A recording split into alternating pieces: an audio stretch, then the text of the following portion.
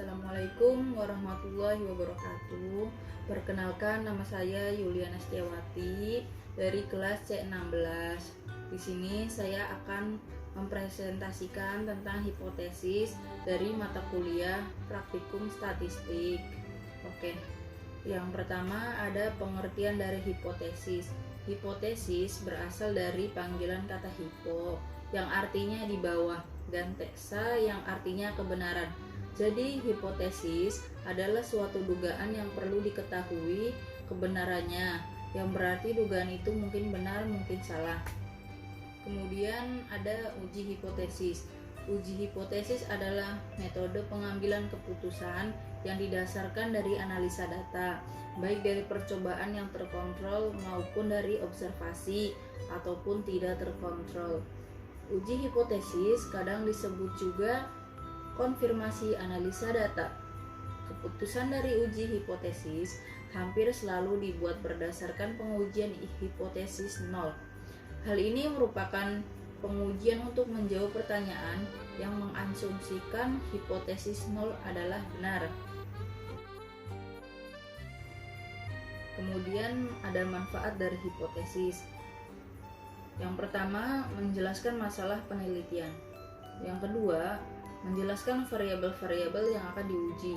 Lalu kemudian yang ketiga, pedoman untuk memilih metode analisis data. Yang keempat, dasar untuk membuat kesimpulan penelitian. Lalu ada dasar merumuskan hipotesis. Yang pertama, berdasarkan pada teori. Yang kedua, berdasarkan penelitian terdahulu. Yang ketiga, berdasarkan penelitian pendahuluan.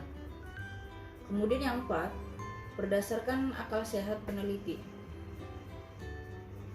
Lalu ada macam-macam dari hipotesis. Yang pertama, hipotesis deskriptif.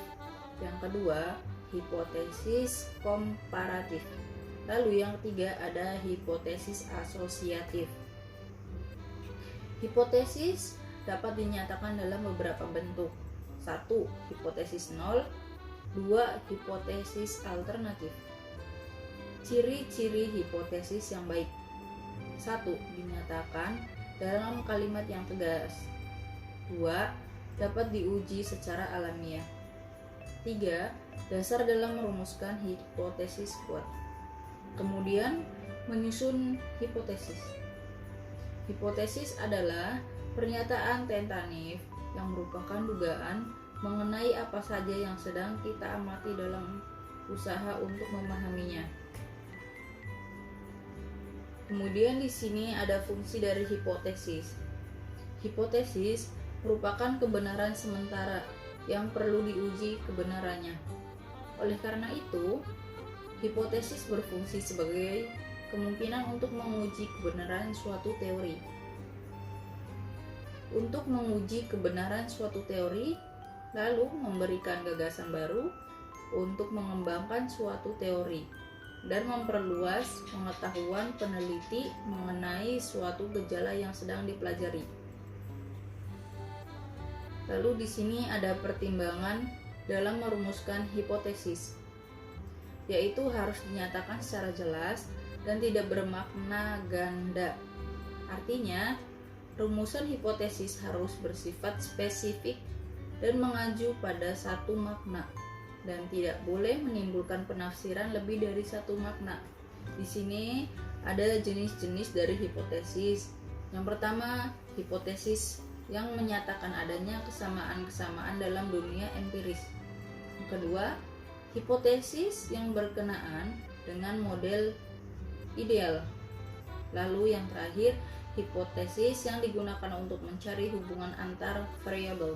Kemudian, menurut bentuknya, hipotesis dibagi menjadi 3. Yang pertama, hipotesis penelitian merupakan anggapan dasar peneliti terhadap suatu masalah yang sedang dikaji. Yang kedua, hipotesis operasional merupakan hipotesis yang bersifat objektif. Yang ketiga, hipotesis statistik merupakan jenis hipotesis yang dirumuskan dalam bentuk notasi statistik. Selanjutnya, Dua jenis kesalahan yang dapat dilakukan oleh peneliti yaitu: 1. Menolak hipotesis yang seharusnya diterima. Kesalahan ini disebut sebagai kesalahan alfa atau A. Yang kedua, menerima hipotesis yang seharusnya ditolak. Kesalahan ini disebut sebagai kesalahan beta atau B. Mungkin cukup sekian yang dapat saya sampaikan, kurang lebihnya saya mohon maaf. Wabillahi taufiq wal hidayah. Wassalamualaikum warahmatullahi wabarakatuh.